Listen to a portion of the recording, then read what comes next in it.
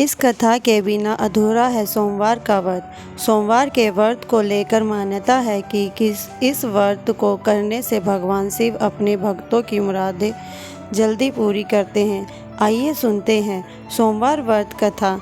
एक बार किसी नगर में एक साहूकार था। उसके घर में धन की कोई कमी नहीं थी, लेकिन कोई संतान न होने के कारण वह बहुत दुखी था। संतान प्राप्ति के लिए वह हर सोमवार को व्रत रखता था और पूरी श्रद्धा के साथ शिव मंदिर जाकर भगवान शिव और पार्वती की पूजा किया करता था। उसकी भक्ति देखकर एक दिन माँ पार्वती प्रसन्न होकर भगवान शिव से साहूकार की मनोकामना पूर्ण करने का निवेदन किया। पार्वती जी के आग्रह पर भगवान शिव ने कहा, हे पार्वती, इस संसार में हर प्राणी को उसके कर्मों का फल मिलता है और जिसके भाग्य में जो हो उसे भोगना ही पड़ता है। लेकिन पार्वती जी ने साहूकार की भक्ति देख उसकी मनोकामना पूर्ण करने की इच्छा व्यक्त की। माता पार्वती के आग्रह पर शिवजी ने साहूकार को पुत्र प्राप्ति का वरदान तो दिया, लेकिन उन्होंने बताया कि यह बालक 12 वर्ष तक ही जीवित रहेगा। माता पार्वती और भगवान शिव की बातचीत को साहूकार सुन रहा था, इसलिए उसे न तो इस बात की खुशी थी और न ही दुख। वह पहले की भांति शिवजी की पूजा करता रहा। समय के बाद साहूकार की पत्नी ने एक पुत्र को जन्म दिया। जब वह बालक 11 वर्ष का हुआ तो उसने पढ़ने के लिए काशी भेज दिया। साहूकार ने पुत्र के मामा को बुलाकर उसे बहुत सारा धन देते हुए कहा कि तुम इस बालक को काशी विद्या प्राप्ति के लिए ले जाओ। तुम लोग रास्ते में यज्ञ कराते जाना और ब्राह्मणों को भोजन दक्षिणा देते हुए जाना। दोनों मामा भांजे इस तरह यज्ञ कराते और ब्राह्मणों को दान दक्षिणा देते काशी नगर निकल पड़े। इस दौरान रात में एक नगर पड़ा जहाँ के राजा की कन्या का विवाह था, लेकिन जिस राजकुमार से उसका विवाह होने वाला था वह एक आग का काना था। राजकुमार के पिता ने अपने पुत्र के काना होने की बात को छुपाने के लिए सोचा, क्यों न उसे साहूकार के पुत्र को दूल्हा बनाकर राजकुमारी से विवाह करा दूं। विवाह के बाद उसको धन देकर विदा कर दूंगा और राजकुमारी को अपने नगर ले जाऊंगा। लड़के को दूल्हे के वस्त्र पहनाकर राजकुमार से विवाह करा दिया गया। लड़के को दूल्हे के वस्त्र पहनाकर राजकुमारी से विवाह करा दिया गया। साहूकार का पुत्र ईमानदार था।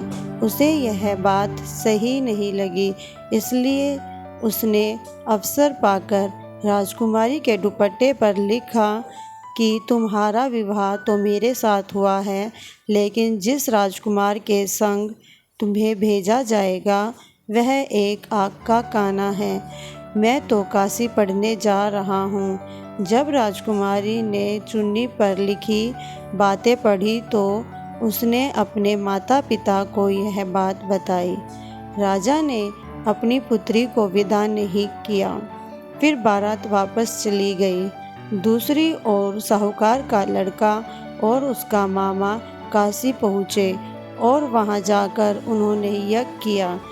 जिस दिन लड़का 12 साल का हुआ उस दिन भी यज्ञ का आयोजन था।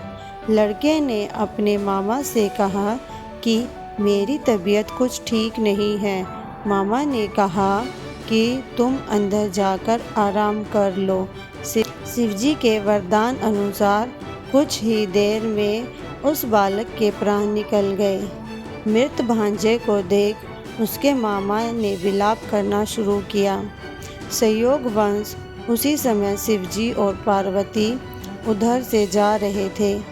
पार्वती माता ने भोलेनाथ से कहा, स्वामी, मुझे इसके रोने के स्वर सहन नहीं हो रहे। आप इस व्यक्ति के कष्ट को अवश्य दूर करें। जब शिवजी मृत बालक के समीप गए तो वह बोले कि यह उसी साहूकार का पुत्र है जिसे मैंने 12 वर्ष की आयु का वरदान दिया था। अब इसकी आयु पूरी हो चुकी है। लेकिन मृत भाव से विभोर माता पार्वती ने कहा कि हे महादेव, आप इस बालक को और आयु देने की कृपा करें, अन्यथा इसके वियोग से इसके माता पिता भी तड़प तड़प कर मर जाएंगे। माता पार्वती ने पुण्य आग्रह पर भगवान शिव ने उस लड़के को जीवित होने का वरदान दिया। शिवजी की कृपा से वह लड़का जीवित हो गया। शिक्षा पूरी करके लड़का मामा के साथ अपने नगर की ओर वापस चल दिया। दोनों चलते हुए उसी नगर में पहुँचे जहाँ उनका विवाह हुआ था। उस नगर में भी उन्होंने यज्ञ का आयोजन किया। उस लड़के के ससुर ने उसे पहचान लिया और महल ले गए। ले जाकर उसकी खातिरदारी की और अपनी पुत्री को विदा किया। इधर साहूकार और उसकी पत्नी भूखे प्यासे रहकर बेटे की प्रतीक्षा कर रहे थे। उन्होंने प्रण रखा था कि यदि उन्हें अपने बेटे की मृत्यु का समाचार मिला तो वह भी प्राण त्याग देंगे।